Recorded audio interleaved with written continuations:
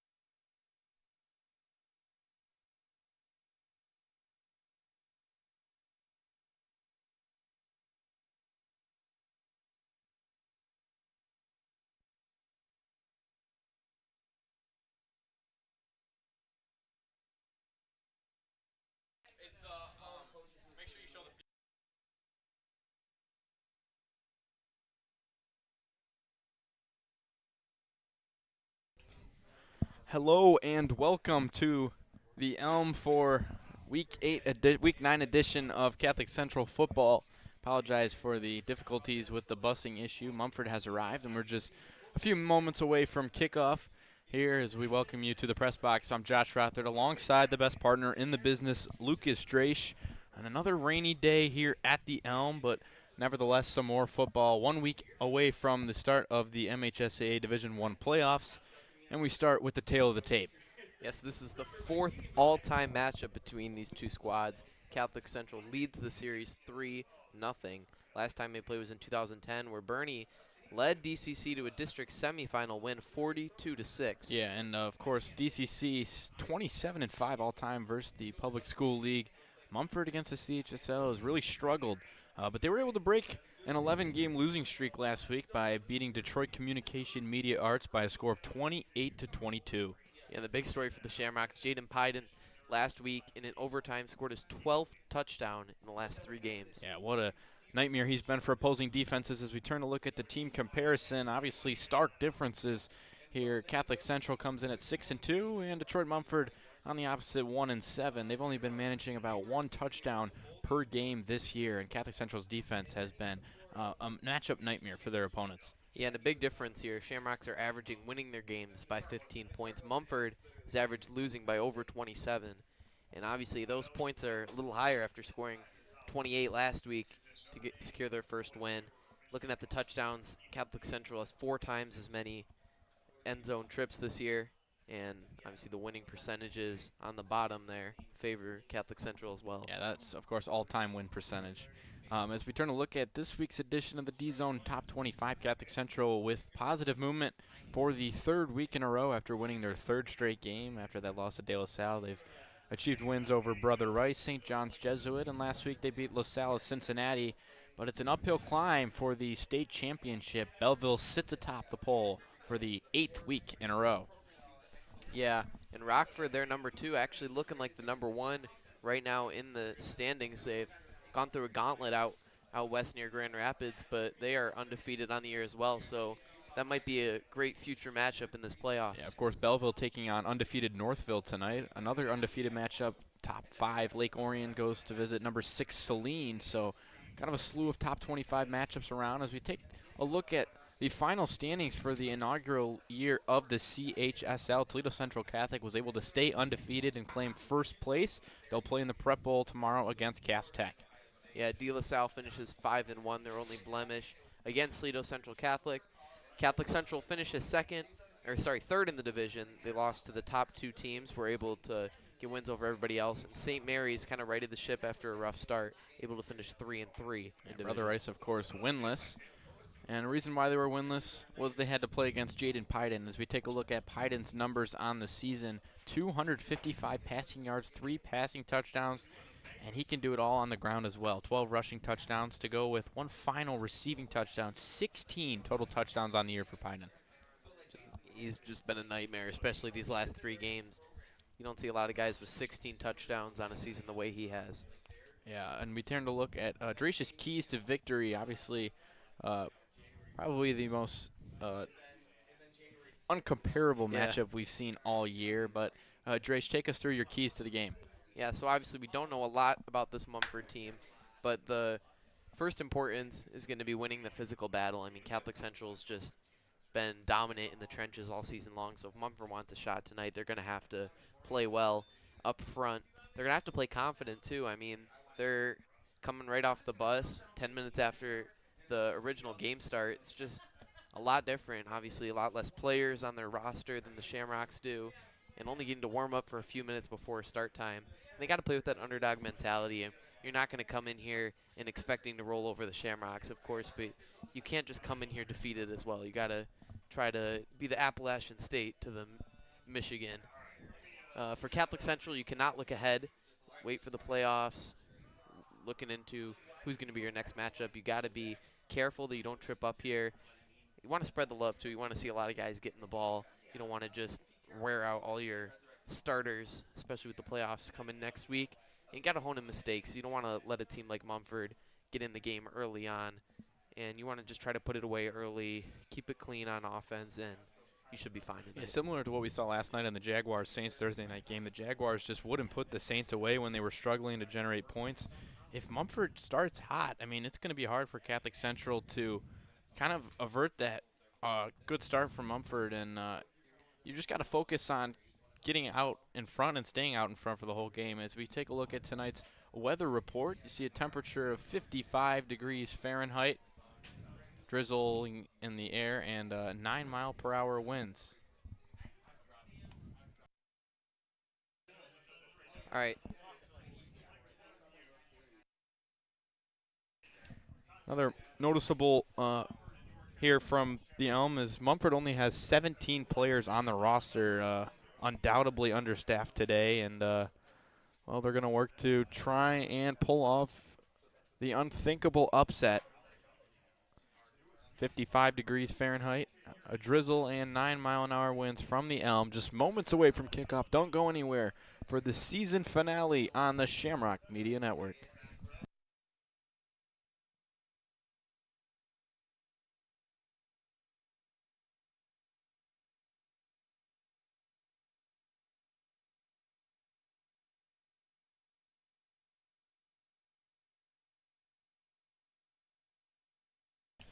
And just gotten word, official game time started around 4:55 p.m.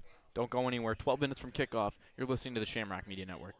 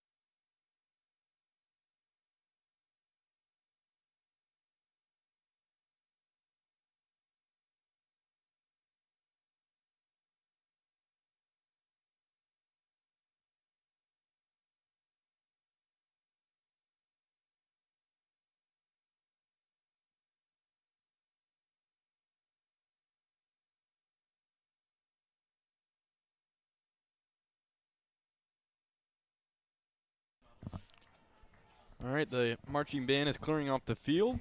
Now just about a minute away from kickoff. The rain and wind have completely accelerated. Some of the worst weather conditions we've seen all year.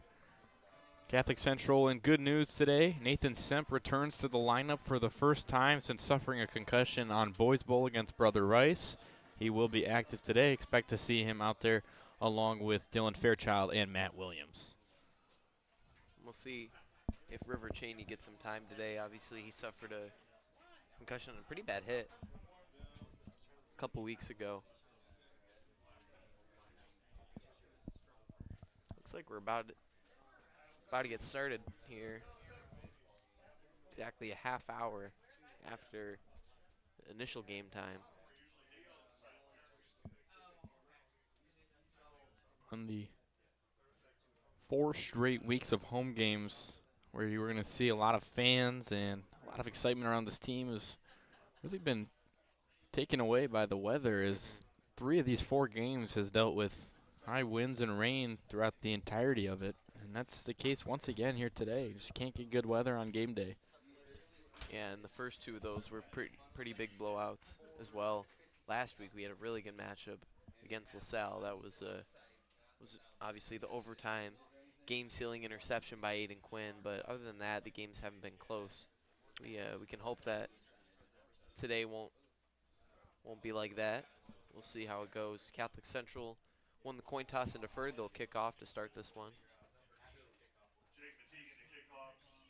A few injuries for Mumford, but they're going to have their 2 returners today, and it all starts with Ryan Banks. He's played some quarterback this year along with return kicks, and then you're also going to have Dorian Bethel in there as well, back deep to return. Those are the 2 biggest playmaking threats for Mumford, the Mustangs.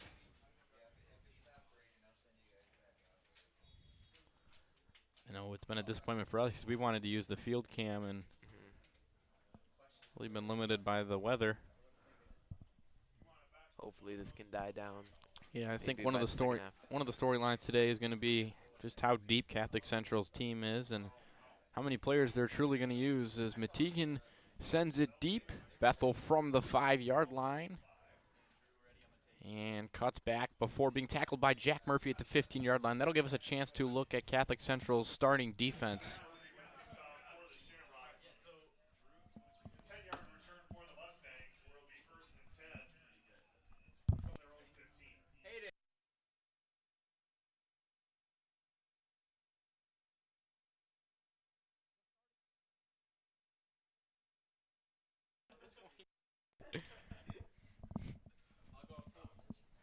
Take a look at the starting defense. Rogowski and Cheney off the edges, and then in the middle, Rutherford and Gubernich. Yeah, here at the linebackers, Aiden Quinn obviously with that overtime interception to seal the game against LaSalle. And then, of course, DeAndre Green, Josh Rood getting the start at defensive back. Kitchen to safety.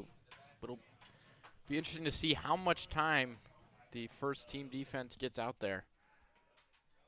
Number 13 is the starter at quarterback. We apologize for fans at home. We don't have a complete Mumford roster. We've tried to piece it together as Banks gets the carry on first down, and he's wrapped up around the edge. River Cheney back into the lineup after missing a game with a concussion last week against LaSalle. Rogowski and Krieger also in there on the stop. There's not a lot of room there for Mumford at all. I think when we saw them warming up in the limited time we did, it looked like they were running pretty much a lot of wildcat, a lot of handoffs. Not sure how often we'll see them try to push the ball downfield.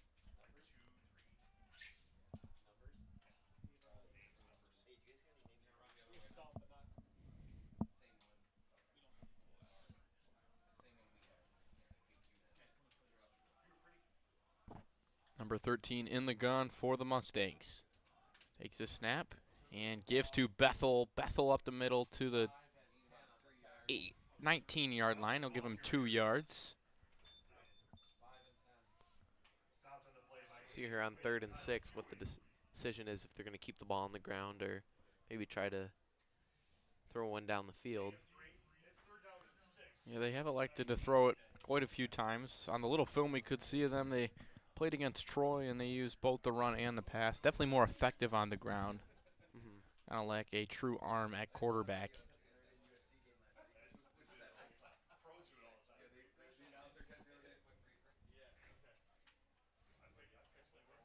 staying in that same formation, one back to each side.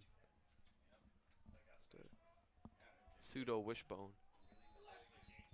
And a flag here before the third down snap. Mumford couldn't get the snap off in time, and we're going to have a delay game.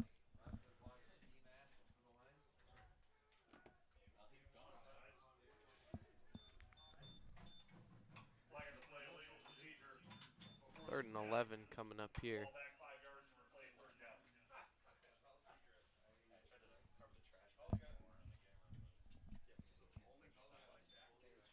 A give on this is to Banks, and he is swallowed up by Gubernich in the middle. Impressive game he had last week, and he gets another stop on the run here, and it'll force fourth down for the Mustangs. Yeah, Gubernich had 2 tackle for losses last week, pretty early on both came. That one looks like just got back to the line of scrimmage, maybe gained a yard, but Gubernich pretty much shedded his block right away and was able to gobble that play up for no gain. Well, is Mumford going to go for this here? Are they going to send the punt team out there? I think they're going to go for this. The Shamrocks are not ready for that. A late substitution here.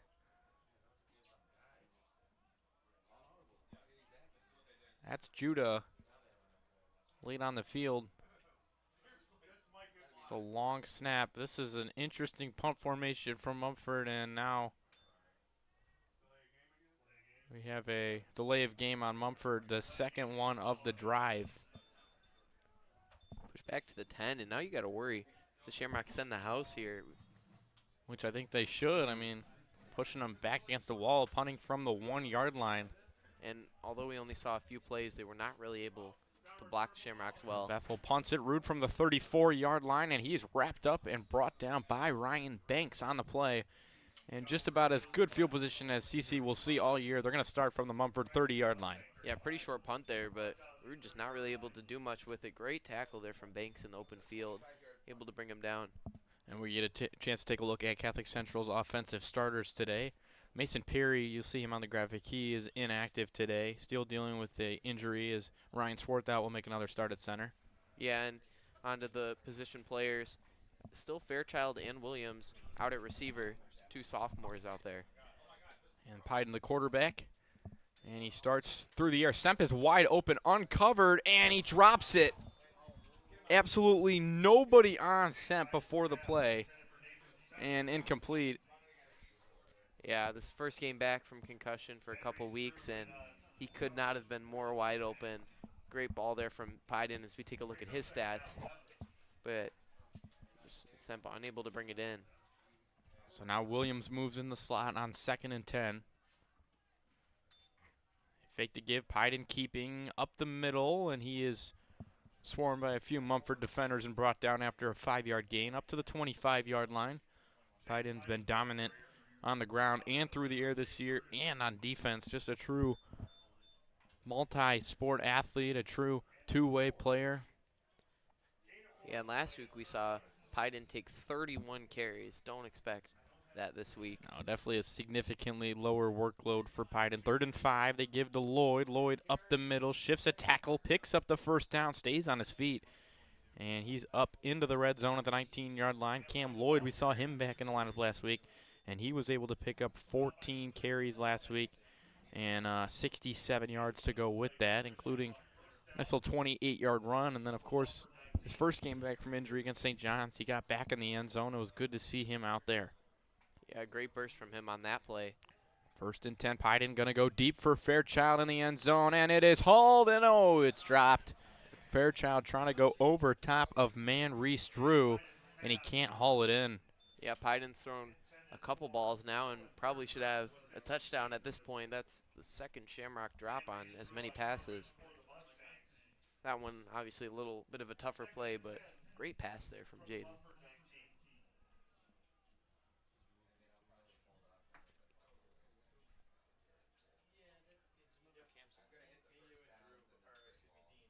This time it is Pyden keeping up the middle, barreling forward, jukes around another player, cuts back to the middle of the field, and goes down at about the 3-yard line.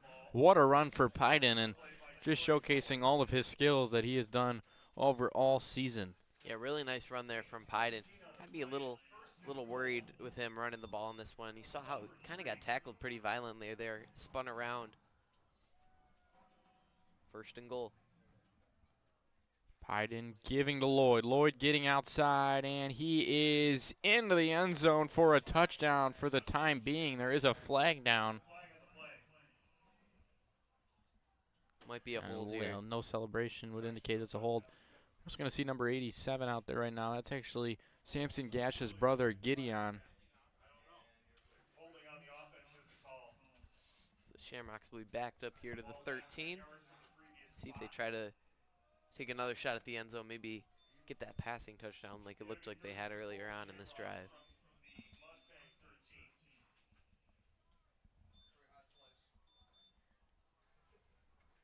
A pair of receivers out there is Semp and Williams. They're lined way out wide. Yeah. Nobody in the slot. Two running backs, Krieger and Lloyd. Pyden will give to Lloyd. Lloyd feels out the defense up to the 9-yard line. So bring up second down and goal. I think Central just kind of feeling out the defense to start this one out. You can already see Mumford had 9 guys in the box on that play. They're going to be keyed in on stopping the run. And so if you get shots like you had earlier in this drive where you can push the ball and put it in the end zone that way, you want to capitalize, especially early on.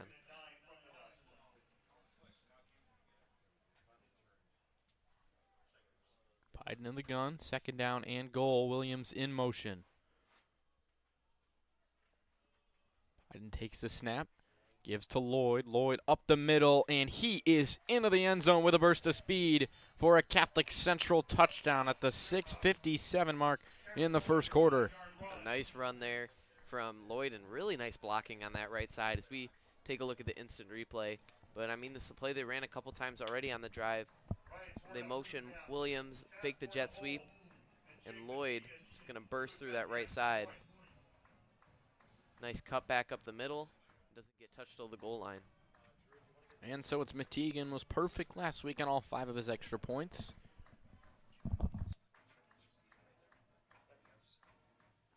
And the extra point by Metegan is right on through. Catholic Central extends their lead to 7-0 in the early going. Back in 30 seconds for the kickoff back to Mumford. You're listening to the Shamrock Media Network.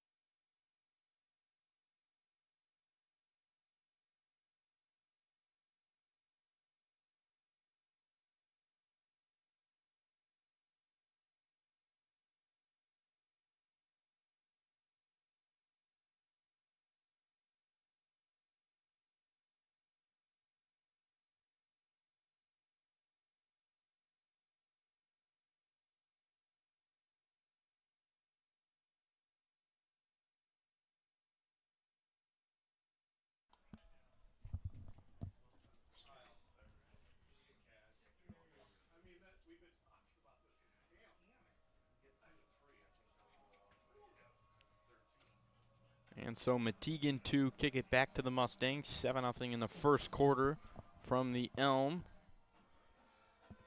Deep to Judah Shelton from the 5. Shelton slips. Gets eaten up by the turf monster and only makes it to about the 17-yard line. Yeah, Mumford on that last drive kept on the ground 3 times. 2 delay game penalties. And we're only able, and we gave the Shamrocks great field position, a punt that only went to the 35-yard line. It was returned for an extra 5, so a net punt of only 20 last time. Obviously, Mumford's got to change something up because you cannot be doing that every drive. Actually, a team like Catholic Central that can use the clock, can move down the field, you do not want to give them extra yards.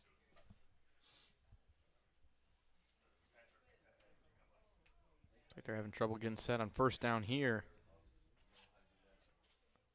Number 13 takes the snap. He's going to keep it to the left side with a little bit of running room before he is grabbed by Cheney and thrown down, a loss of 3. Yeah, just Cheney on this play. I mean, he He's kind of blocked towards that outside and just runs with the quarterback, number 13, and just crashes 4 yards behind the line of scrimmage. Ends up only being a loss of 1, but really nice play there by Cheney to recognize what was going on right away. Just attack the ball.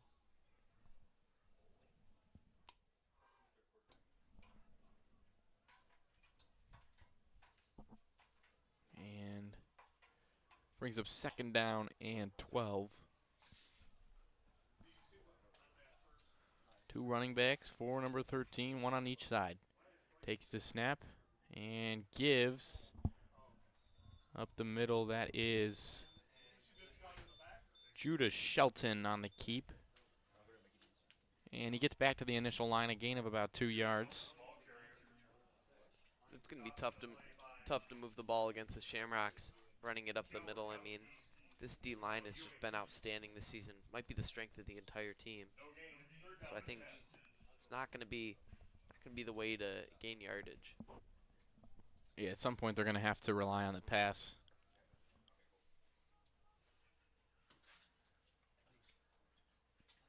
Looks like they have trips out here on the near side. 3rd and 10 from their own 17. He will keep, but nowhere to go as Lee Krieger comes in the backfield and knocks him down for a loss of 6 on the play. Yeah, Krieger was not fooled by any read option or anything. He had his eyes on the quarterback and just bursted right through the offensive line and hit the quarterback before he even realized what was going on.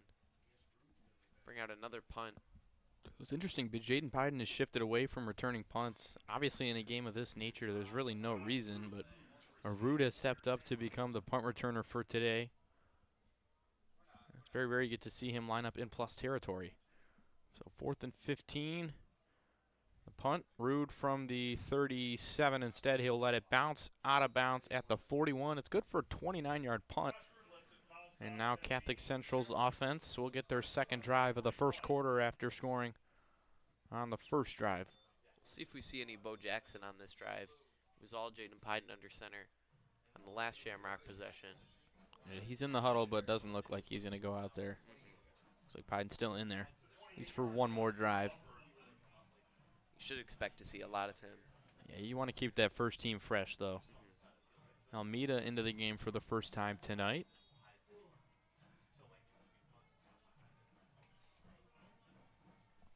Matt Williams is all alone on this near sideline. Pyden, high snap, gives it to Krieger. Krieger with a lot of running room, gets outside Krieger, and this one's going to come back. Obvious block in the back on Williams. And Krieger's 30-yard run is going to be negated by a penalty.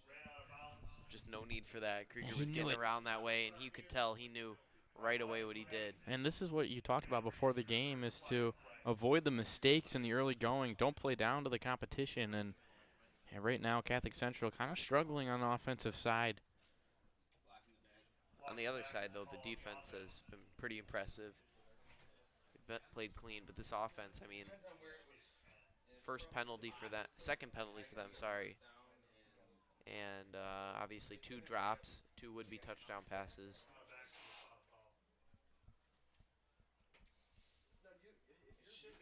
So they're going to say 1st and 14 here for the Shamrocks. Very rare. That's the penalty on the run. That's not at the line of scrimmage. Pretty rare you get to see that. Pyden with 2 running backs, 1 on each side. Takes the snap, gives to Almeida. Almeida up the middle, shifts a tackle, and brought down on the play by Edward Jones, the nose tackle for the Mustangs. Yeah, Jones pretty much had that stuff right away. Almeida made a little bit of a juke right at the line, but that one was stuffed from the get-go. Catholic Central already 5 runs today for 40 yards going on the ground. Semp in the slot on 2nd down. Pyden gives to Krieger. Krieger up the middle. Finds some running room and is up around that 1st down marker. See if they give it to him. He's over the line, and it's a 1st down for the Shamrocks. Yeah, Krieger's been known, at least for this season, as more of a physical running back, but also showing off the speed there a little bit, bursting right through the hole, and didn't even get touched until he was at that marker.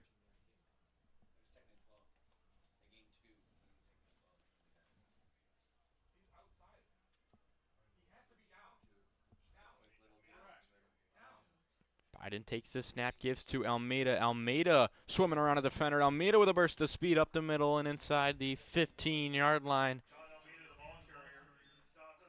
And the two-sport athlete, also the fastest track runner at the school, John Almeida, with a gain of about 16 on that one. Just showing off the agility on that run. I mean, he had a little bit of a cut right when he grabbed the ball and shedded that tackle after about 5 yards and bursted through for another Shamrock first down.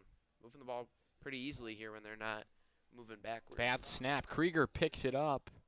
Like that. The center has been an issue for most games we've seen. Either one team or the other, or even both, has struggled with snap issues, and Krieger is down on the field right now. Exactly what you do not want to see. I'm not really sure what happened. Krieger did grab the snap.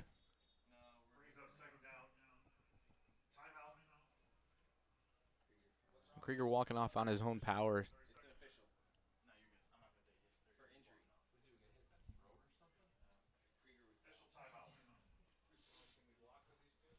Cedric Williams comes into the game.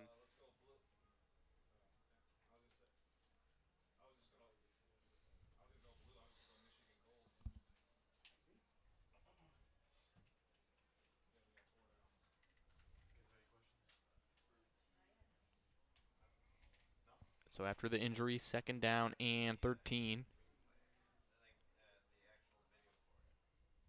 Biden takes the snap, gives to Cedric Williams. Williams off the edge. Gets a nice block from Moyers, tiptoeing down the sideline inside the 10-yard line. Yeah, it looked to like the 8. At first it looked like he was near the 3-yard line, but referee says that left foot stepped out of bounds just inside the 10. Looks like Cam Lloyd might be done for the offensive side for this one. He had the touchdown on the first drive. Let's see how long until some of the other starters are pulled. Obviously with Krieger, even if he's all right, not really any reason to put him back in this one. Biden in the gun, 3rd down and 6. Give to Almeida. Almeida scampers up the middle, and he reaches over the goal line. Not quite there. His knee down, just a half-yard shy. Does get the first down, though. Yeah, picks up a new side. Krieger is actually going to come back on the field. And so Almeida does all the dirty work, and now let's see who offensive coordinator Coach Lusky options to go with from the goal line. Biden, obviously that team leader, 16 total touchdowns on the year. It's Williams up the gut into the end zone for a Shamrock touchdown. Second one of the first quarter as the Shamrock rushing attack has continued to thrive. Yeah, I mean, they moved the ball down the field pretty easily, aside for a couple of miscues, the block in the back on the Krieger run and then the bad snap that led to a loss. But other than that, Shamrock offense could not be stopped on that drive. A minute and 1 second left in the first quarter. Metegan out to attempt the extra point. Kick by Metegan up and good. 14-0 Catholic Central. Let's get a look at the replay of Cedric Williams' second touchdown of the season. Yeah, pretty good job here by the offensive line. Just generate some push right away. And you can see Williams not really even a threat of getting tackled. No, just kind of glides in there untouched.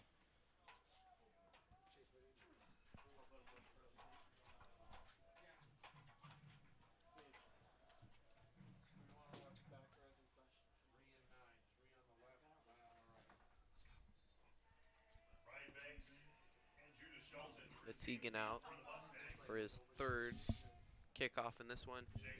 I'm wondering, like, obviously you're going to see a lot of the starters get pulled pretty early on in this one. Think Metegan? Think they have anybody else try kicking some maybe later on in this one? I don't think so. I mean, you got Ewing who punts.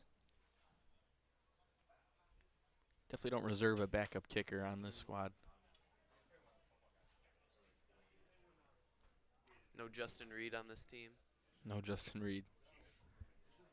Teagan boot it deep to Mumford. And it is Banks from his own 4-yard line. Makes a cut and is tackled out of bounds on the play.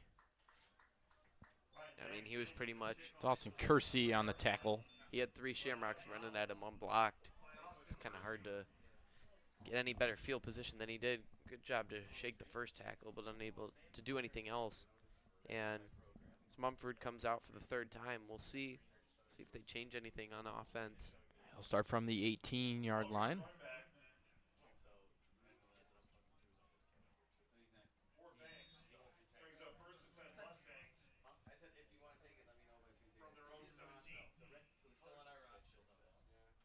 First team defense still out there, although you got Drake Williard out there, Kirsty's out there.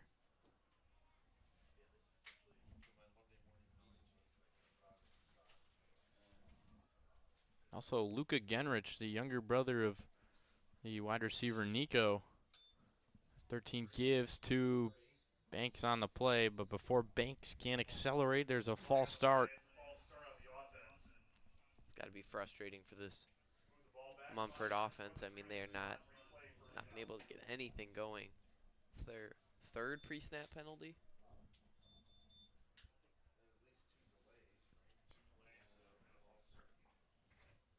It'll be 1st and 15, just under a minute's play in this first quarter.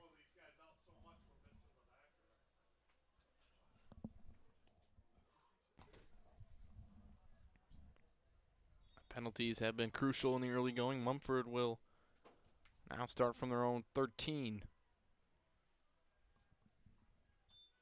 Motion give to Banks, and Hawk is not fooled on that one. Quinn makes a stop in the backfield. A loss of 6 on the play as Aiden Quinn was able to rush through the line and get in the backfield. Yeah, really nice pursuit there by Quinn. Just kind of goes right in that A gap on that right side and locates the running back like a guided missile and darts right in there to bring him down.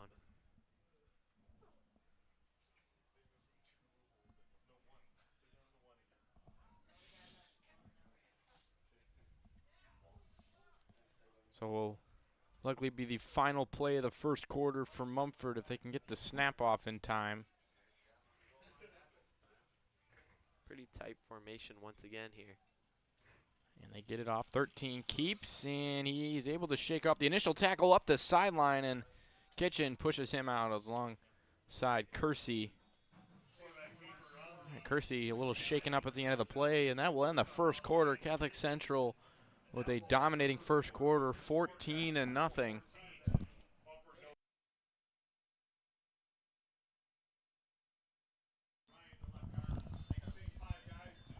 And the end of the first quarter will allow us to look at Snooze to Use district projection.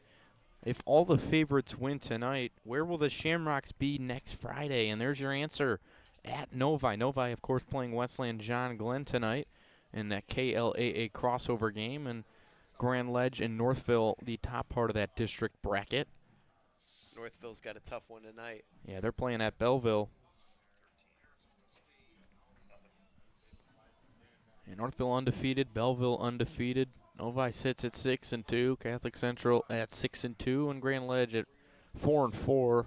Playing against East Lansing tonight. That game is also pretty crucial for our district. Also seen them matched up with West Bloomfield. Last year we played at Dearborn. So obviously a lot can change between now and then, but this is the projection as we cut back to second quarter action. Mumford now on the opposite side of the field. 3rd and long here, and we have in that first quarter we didn't see a completed pass from either side. Only 2 pass attempts, and they were both dropped by the Shamrocks. We'll see if Mumford throws it for the first time.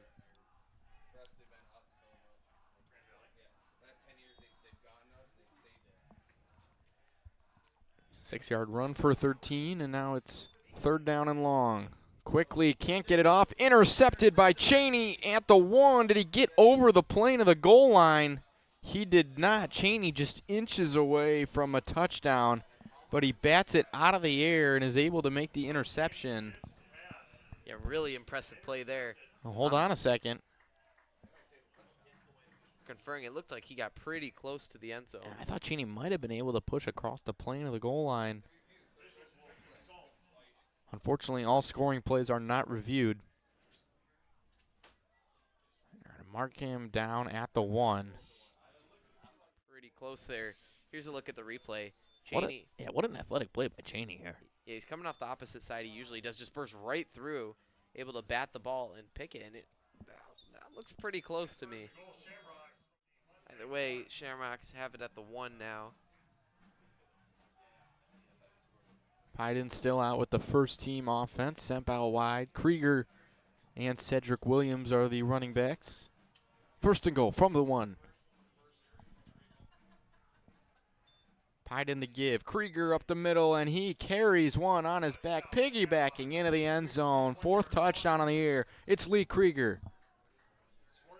Doesn't get any easier than that for Krieger. I mean, Shamrock set up pretty easily on the 1. And really owe those points to Stone Cheney, the play he made off the edge. It's pretty much unblocked on that one, huh? I'll do this one. The scoring drive recap. 1 play, 1 yard, and it lasts a total of 3 seconds for the Shamrock offense.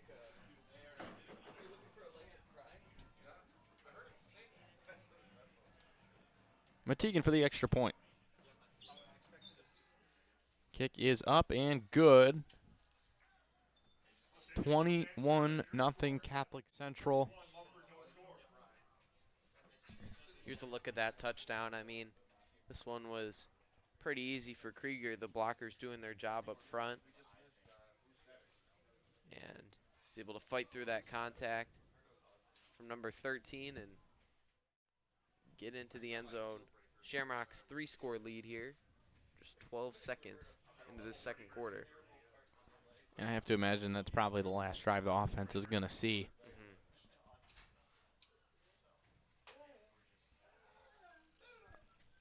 That was the first completion of the night. Just went to the wrong squad on that one.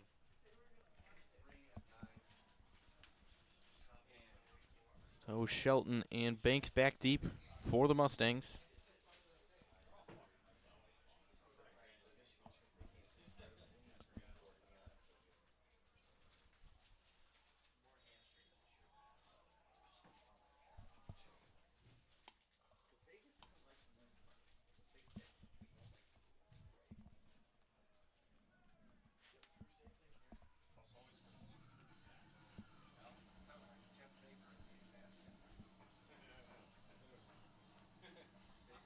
Tegan's been doing a great job of keeping it in play from the 8-yard line. It is Banks and, it's Shelton, and he is pushed out of bounds.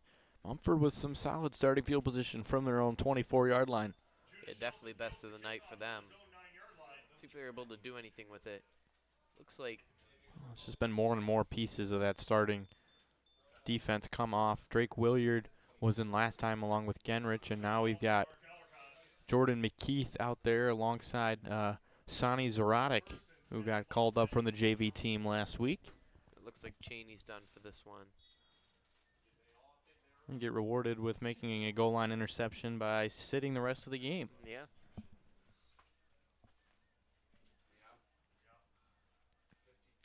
So Zaratic fills up that interior line alongside Zane Baydoun. Rogowski McKeith off the edge. Genrich, just a sophomore. And they give it here to Bethel. Dorian Bethel to the 27-yard line. Picks up about 3 yards on the play. Yeah, and that one was dangerously close to a turnover as it was bobbled right at the handoff there.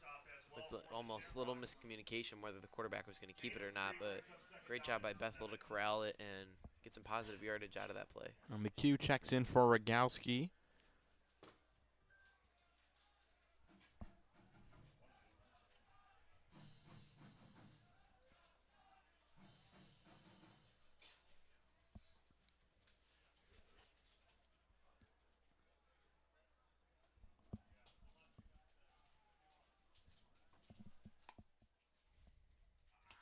And some pre-snap movement here on both sides. I mean, we'll see who this goes on.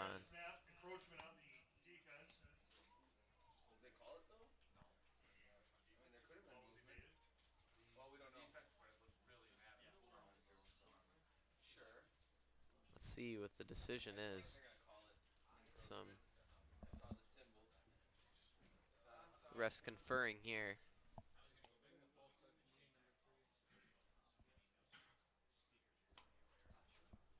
Pretty big conference for a pre-snap penalty. And it is against the Shamrocks for encroachment. Mumford still looking for their first down, and got at least 2 plays to gain these 2 yards. A premium opportunity here.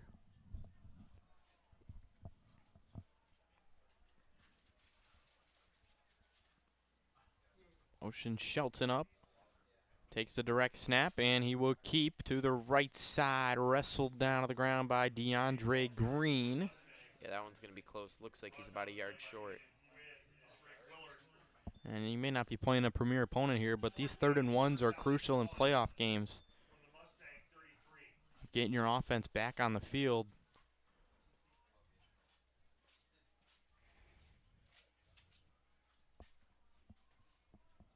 Need about a yard.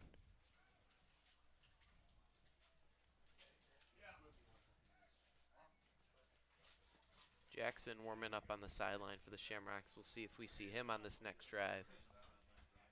Not really any reason to put Pyden out there again. 13 on the keeper. Got some space, and he had a chance at the first down, but Luka Genrich hits him at the line of scrimmage, and what looked to be a sure first down. Looks like he just kept going towards the sideline instead of going north and south on that one. Going east and west too much. And he actually lost a half yard on that one. Surprised. It looked like he had some green grass in front of him, but just wasn't able to cut it upfield soon enough. And great play there by Genrich to bring him down and force a 4th down. And obviously struggled to keep your offense on the field. They're going to go for it here.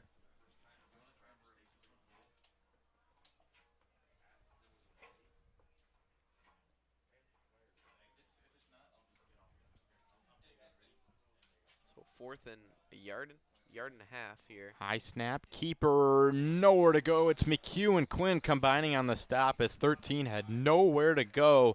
Quinn continues to make plays on defense, proving just why he is the Mike that the Shamrocks need, and they forced a turnover on downs. Yeah, really coming to his own in this season. We didn't see him at all last year with the linebackers the Shamrocks had, especially Beckler Hauser. Unfortunately, the way his season ended, obviously, with the knee injury, but before that, he had been playing at an all-state level. And Aiden Quinn stepping into some big shoes, and he's had a really good year. And now we get a look at Bo Jackson for the first time tonight. He was a starter to start the year and then got replaced by Pyden, and some pretty solid numbers for Bo as we'll see him get to sling it hopefully here. First down from the 30. Jackson takes the snap, looks to throw, and does. It's out to Connor Ryan in the flat. Ryan makes a man miss. And just like Alvin Kamara last night, Ryan's able to churn out yards after the catch and pick up 3. I don't know if Connor Ryan's going to have 12 catches today, but you never know. But I think that's a good confidence throw for Bo, obviously. He had a really good game in the Boys Bowl and some limited action, but since then he struggled a little bit throwing the football. So I think it's a good opportunity. Keeping Jackson on the keeper. Rarely get to see him run. And he makes a nice cut up the field and picks up a first down. Bo using the legs there. Yeah, last year I believe he ended the season with negative rushing yards. And this year we haven't seen him run it a lot, but he's been pretty effective when he's run it about once a game.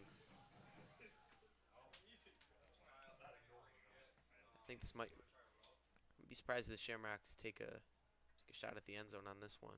Instead, they give to Almeida. Breaks the initial tackle before he's brought down from behind on the play by number 4. It's a really nice play off the edge there. I mean, he sees that the whole way, doesn't allow Almeida to break through that tackle and gets him to the ground for a loss of 2. Brings up second down and 12.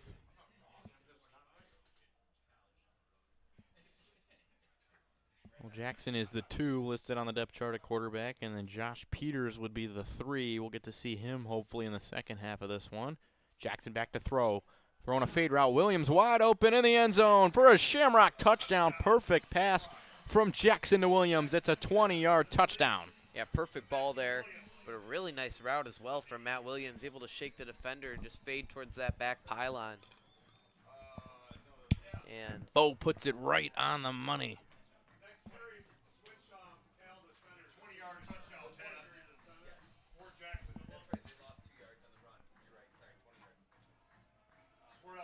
Mategan's been busy in the early going. Already kicked off 4 times and his 4th extra point to give the Shamrocks a 4-score lead. And I think this one has gone about as well as the Shamrocks could have expected. Could have hoped for in this one. Take a look at that touchdown pass. He also, on this one, had Semp wide open over the middle for a slant route, but went for it all and found Matt Williams in the back corner. Yeah, I think either one of those throws is a touchdown. Good to be able to see him put that ball from really like the pretty much the left hash all the way to the right back pylon. It's only about 20 yards of at net distance, but it's probably a 35-yard throw for him. Put it right on the money.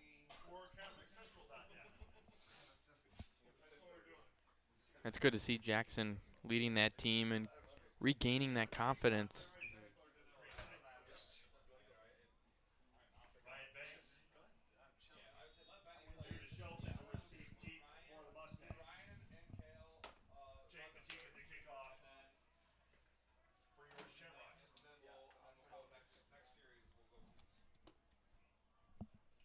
Mategan to boot it deep to the Mustangs. Kicks it short, and it is dropped on the return by number 4. And then taken down at the 32. Mumford, for their 3rd straight drive, able to pick up premium field position as the next round of substitutions on the defense. Nathan Mansour in there. Jeremiah Ingram, we saw him play one of the plays on the last series. He's been on special teams tonight. He's in there at linebacker. They shift Ewing to the mic. Looks like Kitchen's still out there at free safety, though. Well, so Mansour was in the game and now moves off. And the Shamrocks only have 10 players right now. Almeida comes into the game. We haven't really seen him on defense all season. Not at all. Of course, was on that prestigious West Catholic team that won the CYO championship back-to-back years. And this time it is Judah Shelton on the give up the middle, and Mumford's been able to pick up some manageable runs. That one goes for 4 yards.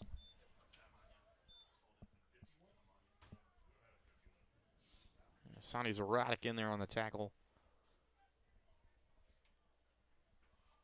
2nd and 7. I mean, Mumford really only tried to throw the ball once, and that was bad in the air for arguably a pick 6. Cheney was able to brought down at the 1. It was pretty close on the spot, but Mumford's stayed away from the pass so far. And this ball's dropped. 13 able to pick it up and attempt to get some of the yardage back, but ends up losing about 3 or 4 yards on the play. Yeah, it'd be a minor miracle that he was able to keep this within 3rd and relatively manageable. I mean, that ball was on the ground close to the 25-yard line. Great job by number 13 to try to turn it into something.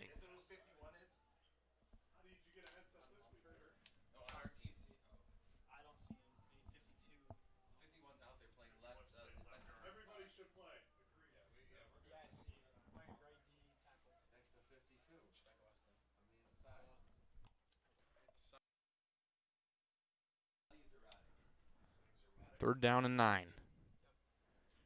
13 gives to Banks on the run. No room. He has a Shelton on the play, excuse me. And really no running room for Shelton. Yeah, Ewing showed blitz late in the pre-snap there and is able to just stuff that one right away. Really any room. Looks like we'll see Matt Williams back deep to return. We haven't seen him do that all season.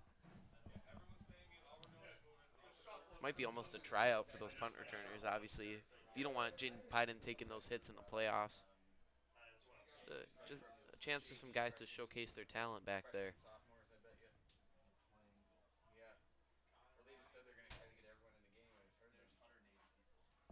And this one of the better punts today. Williams will let it bounce out of bounds at the 39-yard line. So the Catholic Central offense will take over. We heard the coaches momentarily talking about moving the offensive line around, but they're going to keep the starting unit out there. Rutherford will shift over to center. I mean, that's been one of the weaknesses for this team. Obviously, the bad snap against De La Salle ended up being the difference in that game, and we've seen a few others throughout the season. We've seen Swarthout and we've seen Mason Perry at that position. We'll see how Rutherford does there. It looks like they might play Swarthout at left tackle. Yeah, they're going to shift Swarthout to left tackle, and then they're going to move Izuka out to right tackle. Looks like Swarthout might be a left guard. I think Porter's still out there at tackle. Jackson in the gun, 2 running backs. Gives to Connor Ryan. Ryan finding some running room. Great blocks off the edge. Ryan still carrying a defender all the way to the Shamrock, or the Mumford 39-yard line. A gain of 22 for Connor Ryan. A nice job there, just shifting right between the defense, finding the hole, and at the end it looked like one of the Mumford defenders tried to take a hack at the football to knock it loose, but great job by Ryan to protect it at the tail end of that run. Keep the chains moving. 1st and 10, Jackson in the gun. Takes the snap. Fakes a give, keeps it. Jackson, explosive off the edge. A lot of running room. Jackson tiptoeing down the sideline and brought down out of bounds on the play by Reese Drew, but he's able to get all the way to the 15-yard line. Got to be close to a career long for Bo Jackson, 24 yards. Yeah, showing off the speed there all the way, getting to the right sideline and almost beating out the corner to get to the pylon. Got brought down by the ankles at the 15. Fairchild and Semp lined out wide on the far side of the field. Jackson giving. Almeida spinning and gets to the 12.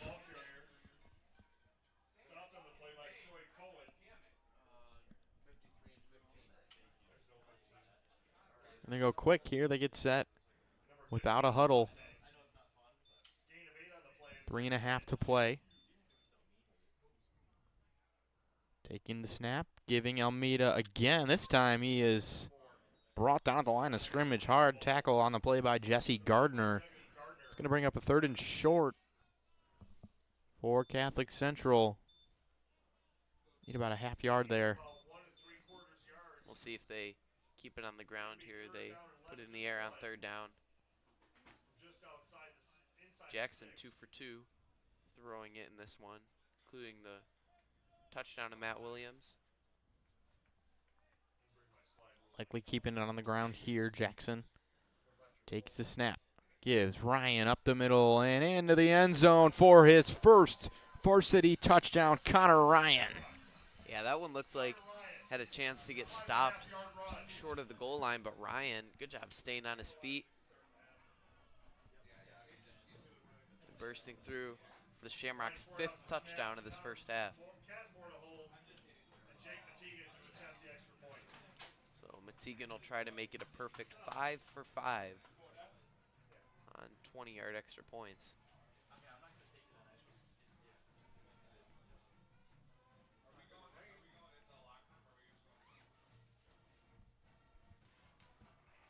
And it's 35-0 after Matigan tacks on the extra point for the Shamrock offense. It's been a perfect 5 for 5. 5 touchdowns on 5 drives. Connor Ryan, the latest to get in the end zone. Krieger, Lloyd, and Cedric Williams, all with touchdowns. And then Jackson to Williams. You saw that a few minutes ago. Catholic Central absolutely dominating Mumford in the first half. I mean, this is the point in the game. This is already getting out of hand here, and see if Mumford just tries to switch something up on offense. They've pretty much stayed in a bunch formation, 1 or 2 guys out wide, but I mean they've kept the ball on the ground on all but one play. You got to think if they're going to have any success in this one, they're going to have to try to push the ball downfield. Just haven't seen them do yet.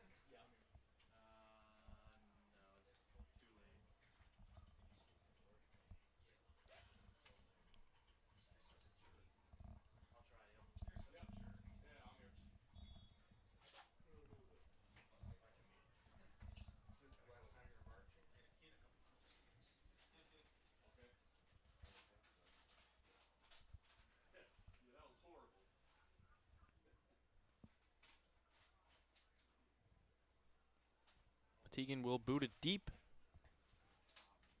And it is Banks that awaits it. Tries to get wide on the field and is gobbled up on the play. Almeida alongside. James Hattie making a nice tackle there.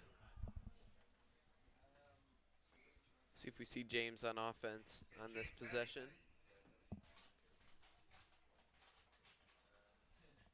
First and 10 Mustangs from their own 17.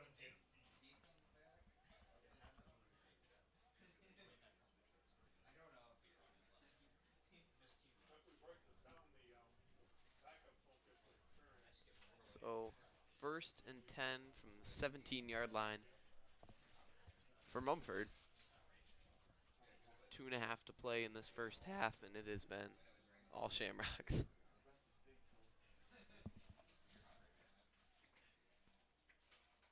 Two running backs on first and 10 for Mumford. Giving to Shelton up the middle, and he's able to put together a nice run on first down. Picks up about 5 yards.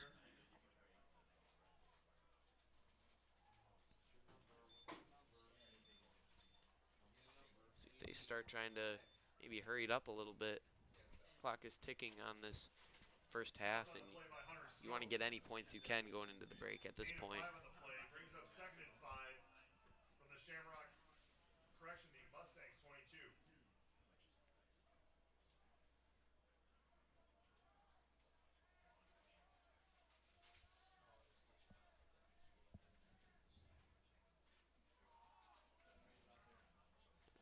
They're in danger of a delay a game here. The ref gives the signal. They have about 5 seconds to snap it. 13 rolling out and dumping off. Shelton made the catch, but then he had nowhere to go. Loss of 10 on the play. Yeah, Hunter Stokes and McKeith combined for the tackle. That's a huge loss after a nice first down run as they try to get the screen pass going, and goes for the first completion. Yeah, and they definitely would have been better suited on that one to just let that ball hit the turf.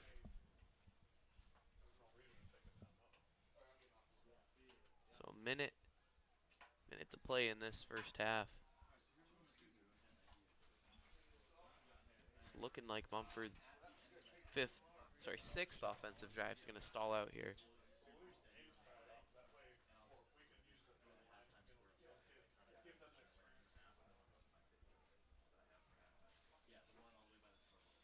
And this time, they ran it just about up to 0 before they used their first time out of the half.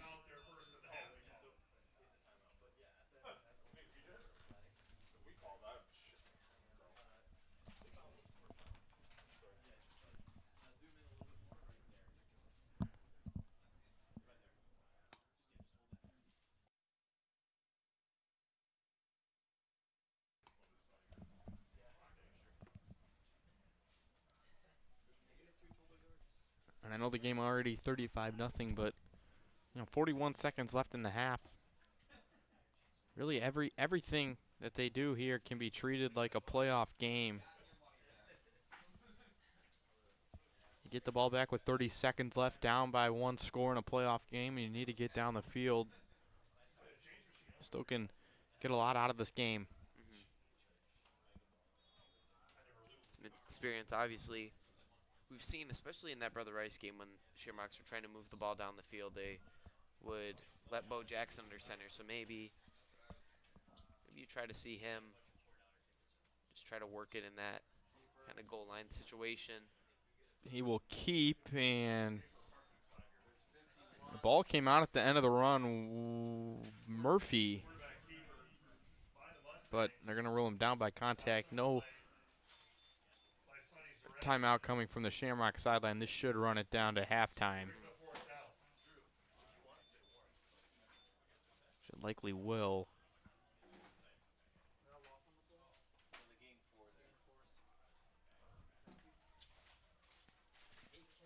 Looking like that is the case.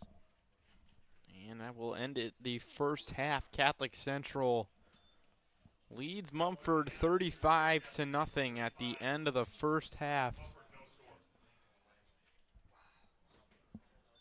As the band prepares to take the field for their halftime performance, Catholic Central led on the ground in the first half by a slew of players, but a leader in rushing yards in the first half is actually Bo Jackson. So it was Pyden last week, leading in both passing and rushing. And this week it's Bo Jackson, 34 yards on the ground, 22 through the air, but it was the defense holding Mumford to just 2 offensive yards in the first half and no first downs. And Catholic Central will look to continue that. After our 10-minute halftime break, you're listening to Catholic Central and Mumford on the Shamrock Media Network. Back in 10 for the second half.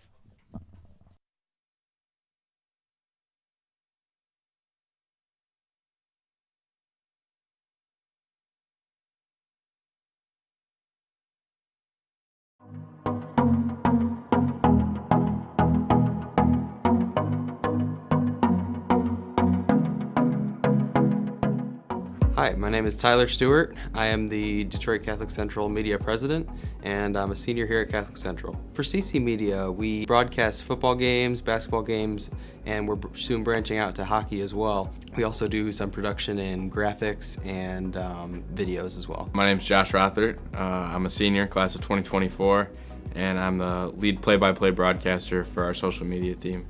And then I also am in charge of the on-screen graphics, so I like to run through about 10-15 graphics that we can use for the pregame intro, during the game, starting lineups, all that sort of stuff. Make sure that we have our statistics updated for the stream and kind of just go from there. I'm Lucas Straish. I'm a senior, and for the media team, I'm one of the broadcasters for our sports games.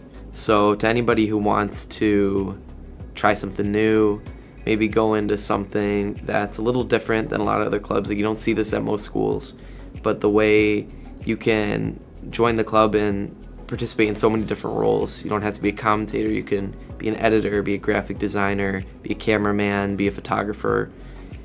All these different roles are available for different types of people. It's a really cool feeling to be able to watch it and feel like you're watching a college stream online. We're trying our best to make sure we get as many members as possible to fill in our roles, because like our president's a senior, obviously. Both the broadcast, me and Lucas are both seniors. We can always use you, even if we have someone already filled for the roles for the football game. You can come and shadow. We got a lot of excellent, great guys. They know what they're doing, and they'd be happy to teach you so that next year when time comes around, you're going to be at the forefront of it. We meet Mondays, and every Monday we coordinate specific roles, who's going to be there at the game, and who might be able to shadow the game, as our club is kind of top heavy right now. We have a lot of juniors and seniors, so we really want some freshmen and sophomores to come in and experience what it's like, come and shadow.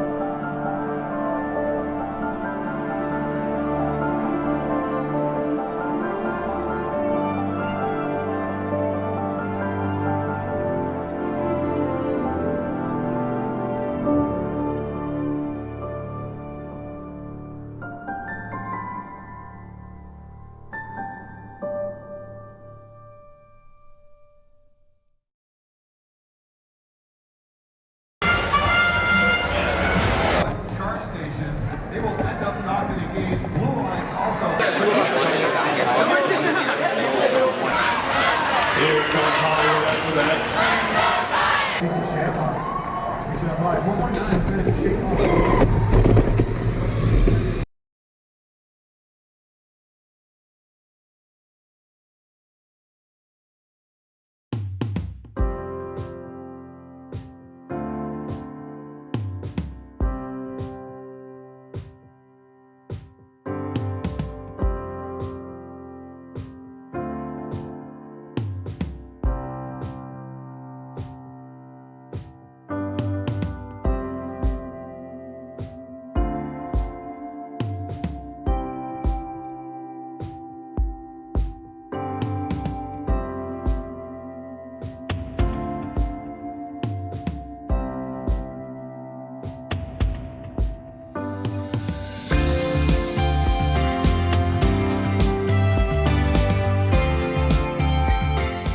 Welcome to the 2023 Catholic Central Commencement.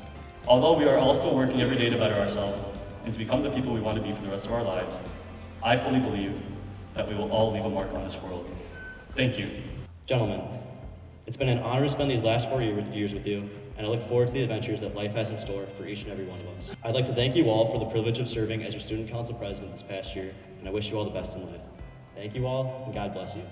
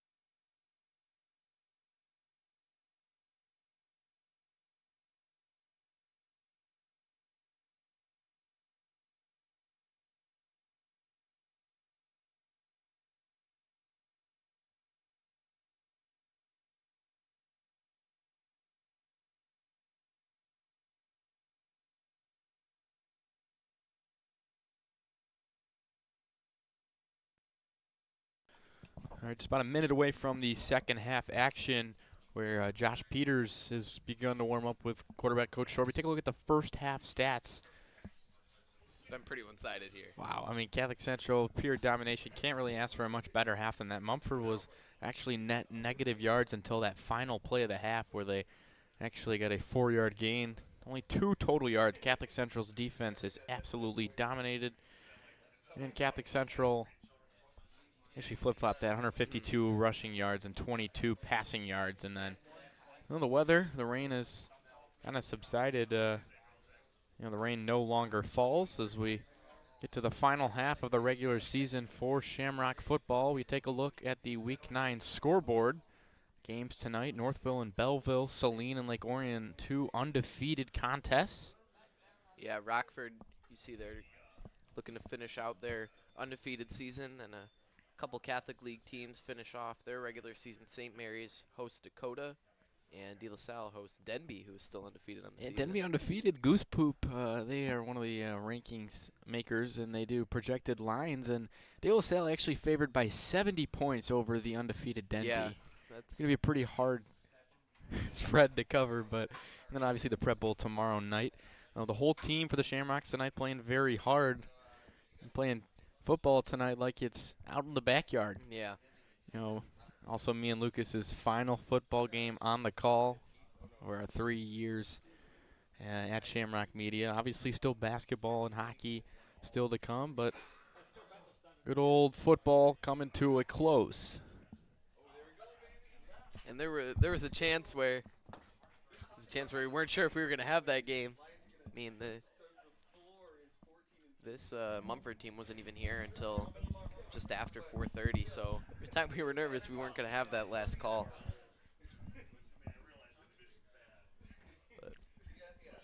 Well, both teams look sad. We were talking to the offensive coaches. Josh Peters is definitely going to get some time in the second half.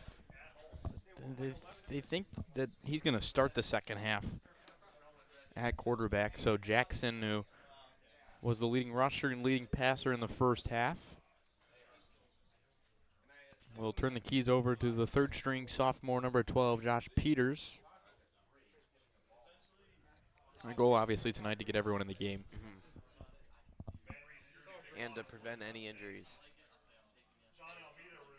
There's a little bit of a gasp when Krieger was slow to get up in that first quarter, but he was able to come back into the game, score a touchdown, and be shocked if we see any more of him tonight.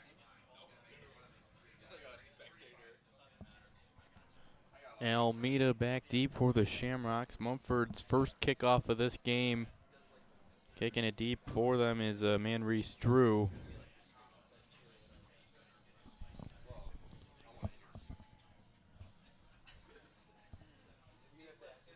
In the start of the second half. The final half of football of the regular season for Catholic Central from the 19. It's Connor Ryan, who has a nice lane up ahead. Ryan up the sideline. Flags fly as he's pushed out of bounds at the 36, which is obviously coming back. Catholic Central been very undisciplined on the return plays today. And right after halftime, you mentioned the Shamrocks' 174 yards of offense, and I think the only reason that that's not more is the starting field position they've had. This is definitely going to be the worst. Before that, I mean, the worst they had started with was the 39-yard line. They had a possession start at the 1 as well. Yeah. This will move it all the way back to around where Ryan returned the kick. Yeah. Second block in the back, penalty for the Shamrocks. Cannot be giving yards like that.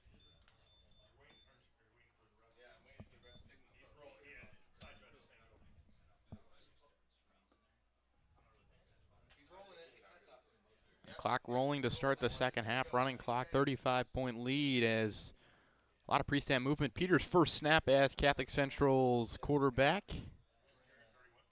Just have to keep as the snapping has continued to be an issue tonight. It's like some of the second-team offensive linemen in there. Brandon Bartolucci's out there at left tackle. Ryan Richardson in there at left guard. You got Looks like Zane Baydoun snapping it. Yeah, Baydoun maybe at center. Peters in the gun. Takes his snap giving, and it is a Young Yang off the left edge and slipped up on the play.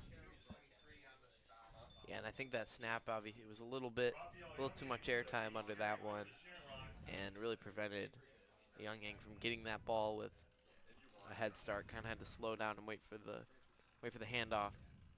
So Shamrock's in danger of their first 3 and out in this one, and first non-touchdown drive this one as well. Yeah, lined up out wide for the Shamrocks, Cam Swearingen, and obviously Gideon Gash, the younger brother of Sampson. Sampson obviously still out on the car with the ankle injury and just really struggling here. And third team offense unable to get anything going. Loss of 3 on that one. And so Kyle Ewing, who has really not had to leave the field. Going to be his first punt.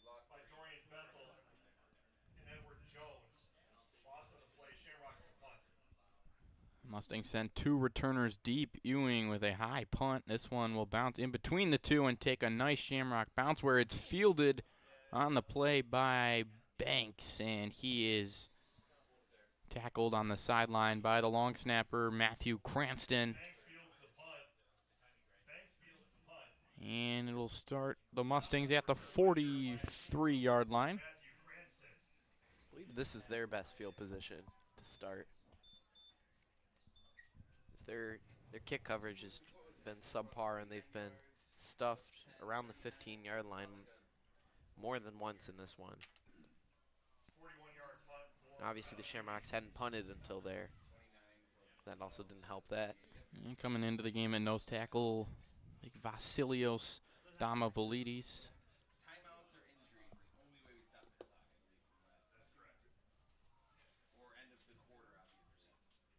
And a lot of pre-snap movement.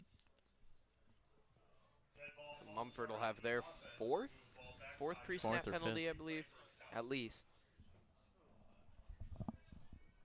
I mean, they had starting to get a little bit of momentum. Defense forces the 3 and out, and the offense just backs themselves up right away. And the way they've been playing, I mean, they really haven't been able to move the ball. So backing yourself up to 1st and 15 does not help your cause. Number 13 in the gun, giving to Shelton up the middle. Shelton pushed back after a nice gain on the play. Picks up about 3 yards, not able to get back to the initial line. Baydoun in there on the stop for the Shamrocks.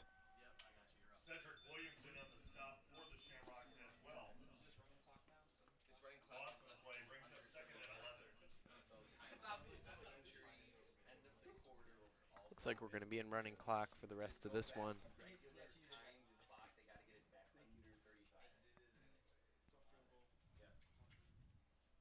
See, Mumford really taking their time on this one. I expect them to be in more of a no huddle, at least a little bit of urgency, but they've right now under 10 seconds left on the play clock, according to the back judge.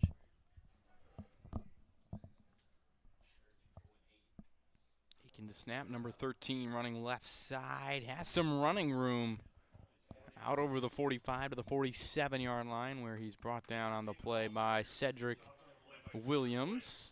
If I'm not mistaken, they do not have a first down. They so don't. far, right? So definitely 2 tries to gain these 5 yards. See if Mumford's able to convert. The chains get into Shamrock territory potentially.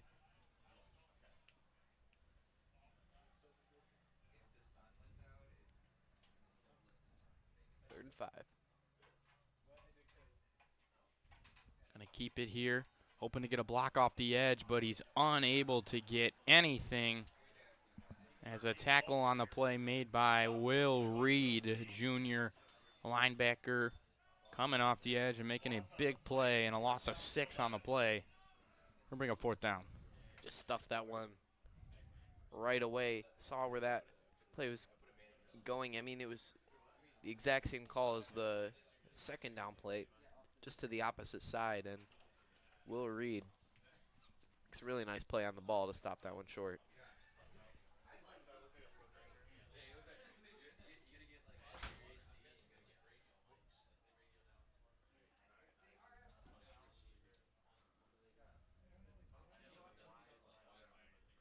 And the punt. High punt fielding from the 38 and calling for a fair catch is Gash. Gideon Gash. And we'll give the Shamrock some solid field position. The punt goes for 20 yards.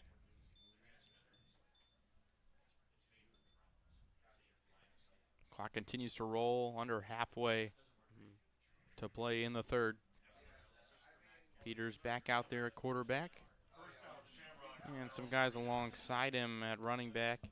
Will Reed and Raphael Youngang.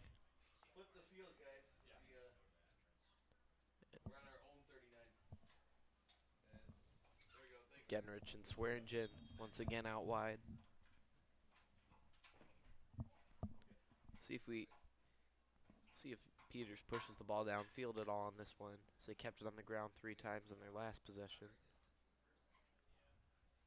Peters will keep up the middle, swimming around a defender.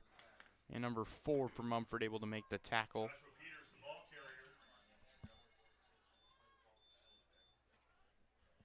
Peters, of course, getting his first varsity action in this one. Working out of that third string role behind Pyden and Jackson.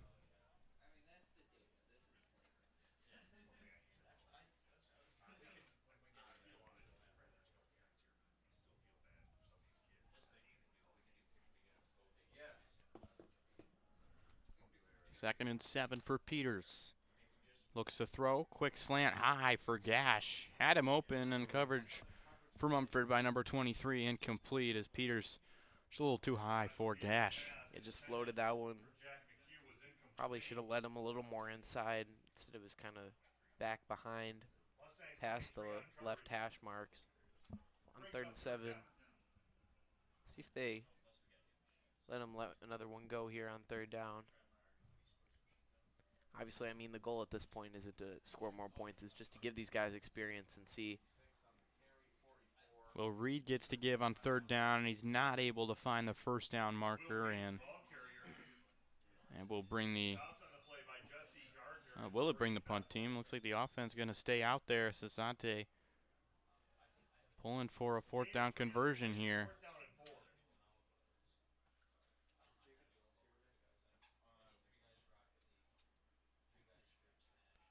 See what the call here is. Be surprised if they keep it on the ground here.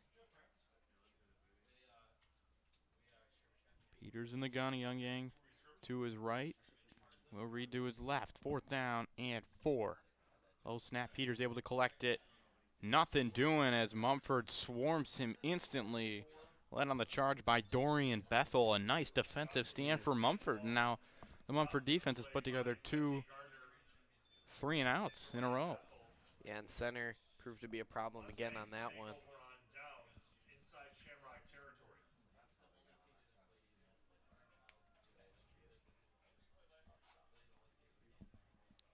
And the snap by Beydoun just not into Peters' hands in time. And it looked like they were trying to throw the ball downfield, but he just had no time.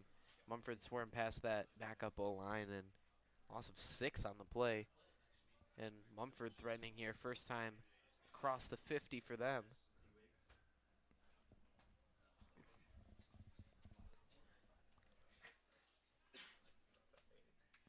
Looking to pass. Thought about it. Shovel it forward. And catch is made, and some nice running room on the play for Judas Shelton out to the 39. And that's the longest play of the game for Mumford, a gain of 9. Good little play call there from 13 to 9. Oh, I jinxed them last time on 2nd and 2, but now this is the best chance for second first down on the drive is. Looks like there's a Shamrock down. Yeah.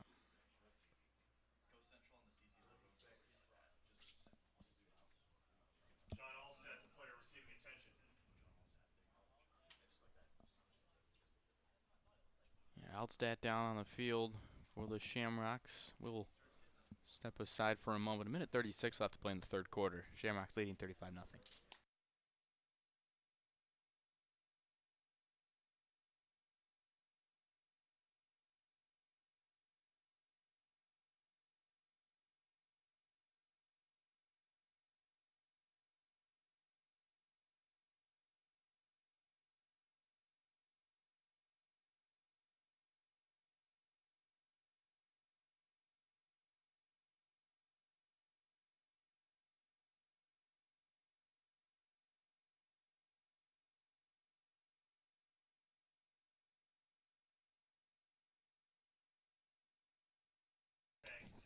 From the Shamrock 29. And so the injured player off the field now. 2nd down and 1. Similar play call. Going to go deep ball down the field, and it is caught and dropped. Thought he had a chance. Intended target was Manbreeze Drew downfield. It looked like a touchdown, and then it looked like Gideon Gash corralled that one in for an interception. And it turns out neither. So 3rd and 1. Mumford still searching for that first down of the game. And he had Shelton open on that shovel pass again, but he opts to go deep. And it's incomplete. Jack McHugh on coverage for the Shamrocks. Oh, Knock it down. Final minute of the third. They go up the middle with Shelton. He's got the first off the edge, and Mumford moves the chains for the first time tonight out to the 27-yard line at Catholic Central. Play by James Hattie. Mark Alarcon Shot by Hattie and Alarcon in there on the stop for the Shamrocks. from the Shamrock 27. and that's one of the things as we see a late substitution here for the Shamrocks. It's one of the things when you have all these players moving in and out is it can be tough to keep track of how many guys are on the field. It's even more of a problem when in college where multiple players are of the same number. Pressure comes. He's able to find Shelton, who breaks the initial tackle, and then he's stacked up by Hattie again. And so Hattie with back-to-back tackles to end the third quarter. No scoring in the third as we have moved through the second half very quickly with the running clock. Catholic Central still leading 35-0. We'll flip the field for the fourth quarter as Mumford pushes on the edge of the red zone here. You're listening to the Shamrock Media Network.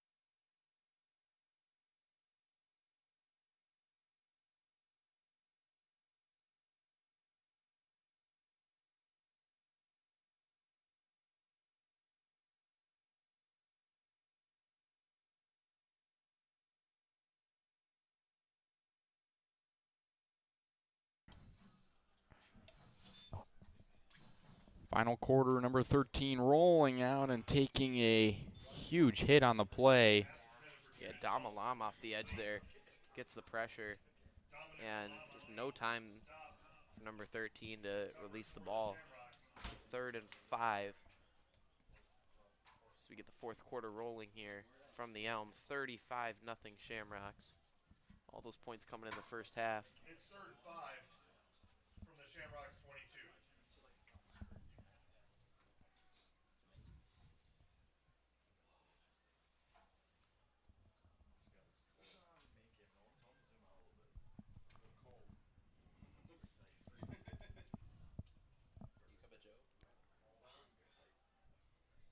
And so 3rd down for the Mustangs.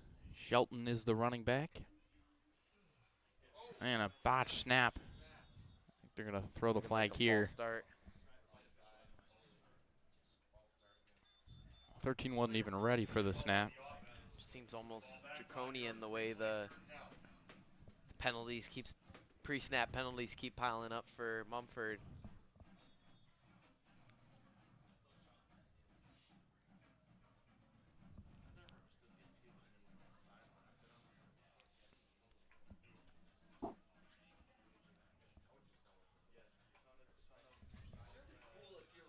The 3rd and 5 becomes a 3rd and 10. Clock continues to run now, 10.5 to play.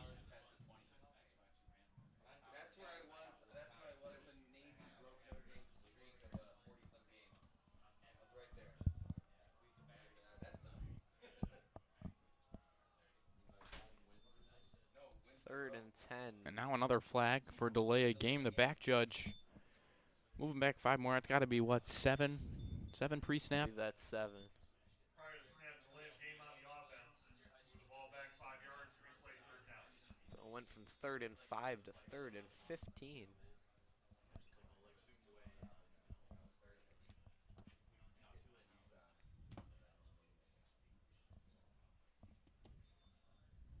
And now timeout called by Mumford calls timeout. head coach Don Shell English for Mumford, the first of the half. So back in 30 seconds for final 9:47 of this one. Catholic Central leading 35-0 on the Shamrock Media Network.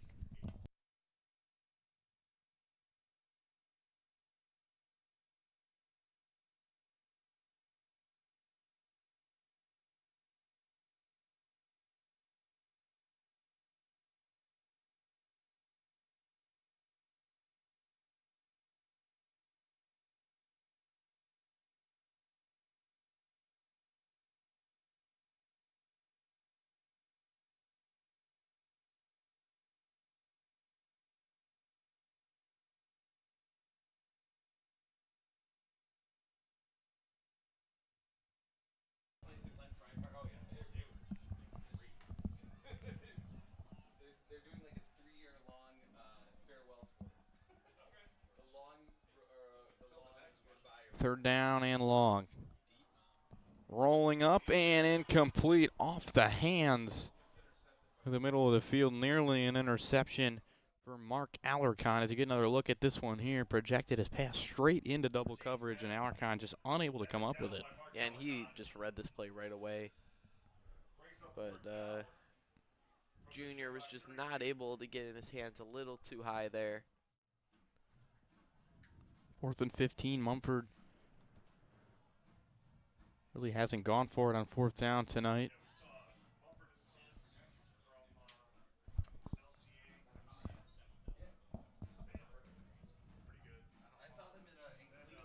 We'll go for it here, 4th down and 15 from the 32. Backing up. Pressure comes off the edge. Hard hit delivered. Catch is made. Shelton spinning off a tackle, but he's not going to get there. Slew of tacklers there. Nasir Fortner on the tackle. And that'll be a turnover on downs for the Mustangs. It's going to be, I think it's pretty important to see how the Shamrocks are able to move the ball with Peters and at quarterback. Really a 3 and out and then a 4 and out on their first two drives with him at the helm. And if they would go after Peters, it would be the 4th-string Peyton Soffren, son of the assistant coach, Coach Dave Soffren. A lot of substitution issues. You see Ryan Richardson, a freshman, pushing out there as the 6th offensive lineman. Peters on 1st down. Another bad snap. Peters picks it up and is hammered to the ground. Number 4 off the edge for the Mustangs. Yeah, center's been an issue on these last few drives. Might be the 4th or 5th bad snap. Peters just no time at all before he's corralled for a loss of 10 on the play.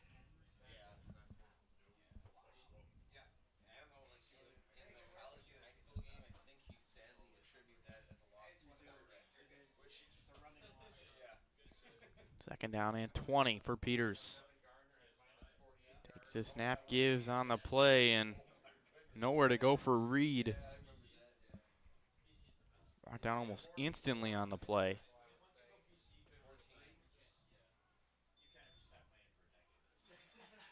Jesse Gardner and Troy Cohen with the stop for the Mustangs. And now facing 3rd down and 22. Maybe we get to see Peters sling it here. Will Reed, the ball carrier for the Shamrocks.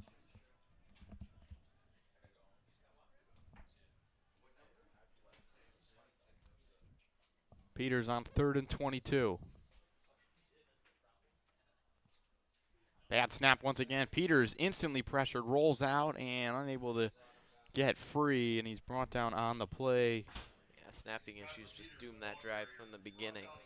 Troy Cohen makes the stop for the Mustangs. And it's the punt team back out on the field.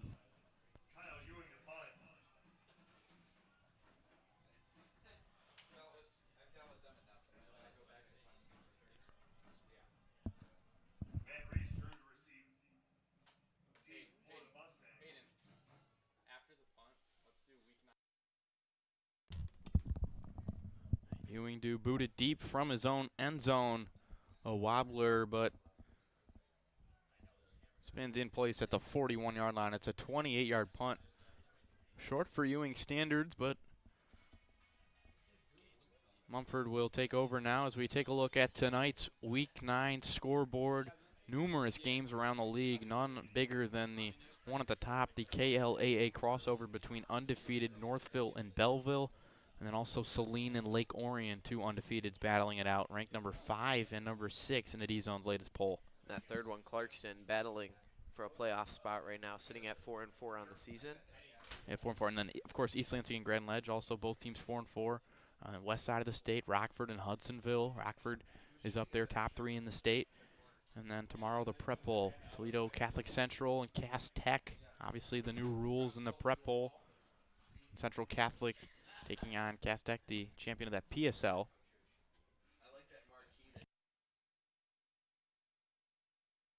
Okay. 13 rolling out here, shovel pass. And Shelton gets the catch once again. Judah, short gain, give him 2 yards. He is the only Mustang with catches today. That's his 5th catch. Gone for a total of 13 yards. Mumford up to 29 yards of offense. Just a dominant performance today by Catholic Central's defense. Yeah, and I mean, the only passing yards they've been able to gain have been those little flip passes, screen passes to the running back. They've tried a couple shots downfield in the second half, but both of them have been nearly intercepted. 4 minutes to play here. Rolling out again and running it this time with a lot of running room. Breaks the initial tackle, but then is brought down on the play by Alarcon, and looks like McHugh was in there as well.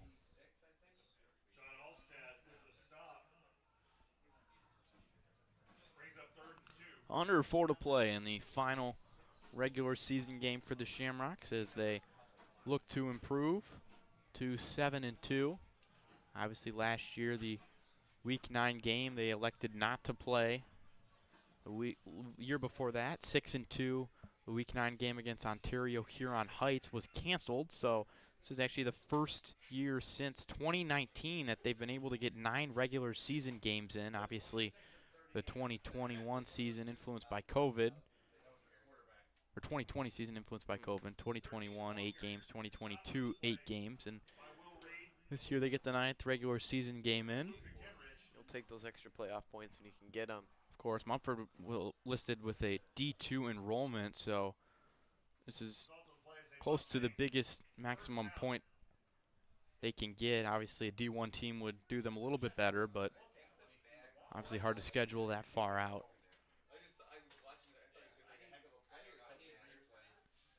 And numerous awards earlier in the week given out to the football team by the Catholic League. Of course, Justin Sasate in his first season goes 4-2 in the CHSL and 7-2 on the year, and he picks up the CHSL Central Coach of the Year.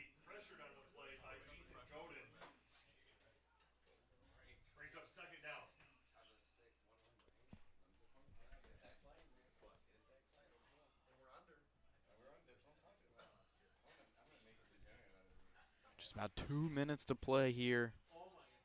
Close this one out. Also notable for the Shamrocks, all Catholic selections: Kale Rogowski, Benny Izuka, Cal Rutherford, Stone Cheney, and Jaden Pyden. You had all league Rob Wiersbicki, Gubernich, Samson Gash, Aiden Quinn, and Lee Krieger. You had some honorable mentions in there: Porter, Kitchen, Rude, Ewing, Mategan, and then Cam Lloyd rounds it out at all academic. So 2nd and 10, they give on the play is to Shelton. He's been really the focal point of this offense tonight. Yeah, all signs pointing towards this being the last possession of the game, and can't really ask for more from the Shamrock starting unit, especially the way the defense played. The offense was able to just move the ball downfield. A couple of penalties, a couple of mistakes, especially from that center position with the exchange to the quarterback. And obviously this backup unit of mostly sophomores has not been able to move the ball in offense, but I think there's a lot of positives you can take from this game. Dropping back and stepping up is 13, and he is going to go down, brought down on the play by Caleb Hall. 35 seconds left. I don't know if they're going to get one more snap off. And sometimes it can be hard to take a lot of positives from a game this mismatched, but I think the Shamrocks have a lot to be proud of. Shovel pass to Shelton, and that will do it. Catholic Central ends their season 7-2. The 4th down, no good. They turn it over on downs. Catholic Central 4-2 in division. They finished the regular season 7-2. Lucas, anything you want to say to the fans watching at home? I mean, obviously this is our last broadcast as seniors, and I just like to thank everybody who's stuck with us for 3 years. All the technical issues, late starts like this one, weather problems with some of the cameras, but we're really grateful for all the viewers we've had. Yeah, recapping some of our best moments, you know, the DeWitt game obviously stands out last week against LaSalle. We do want to thank all of you for sticking with us at home and watching these broadcasts. Brought in over 45,000 fans, 45,000 views for the 3 seasons of football we were able to produce. The Shamrocks were able to battle to a 12-3 record during our 15 broadcasts, including a perfect 6-0 record this year. So we want to thank everyone for joining us at home. Some shout-outs for tonight. Sam Fueling and Hayden Saka, Yechiel Gutierrez Diaz over on the stream. Up top, you had Tyler Stewart, Drew Lytle, Nolan Woloski, and Austin Shadowing. Gage Phillip on the live cam downstairs. Mac Paluska, Francis Toma on stats. Lucas and me up here in the booth. Wow. What a 3 years it's been. So go back and watch some of those first broadcasts to see how much the production has grown in these 3 years. It's been pretty incredible. Yeah. Met some amazing people through this, but we'll be back for basketball and hockey in the winter. So much to look forward to there. And stay tuned for Sunday, the selection show. Catholic Central awaits their seeding by the MHSAA Playoff Selection Committee. Right now projected to be a 3 seed and play on the road at Novi, but stay tuned. You can follow us on social at DCC_media on Instagram and DCC_media_ on Twitter. You can follow the football team, but Catholic Central gets the job done tonight. They win at 35-0.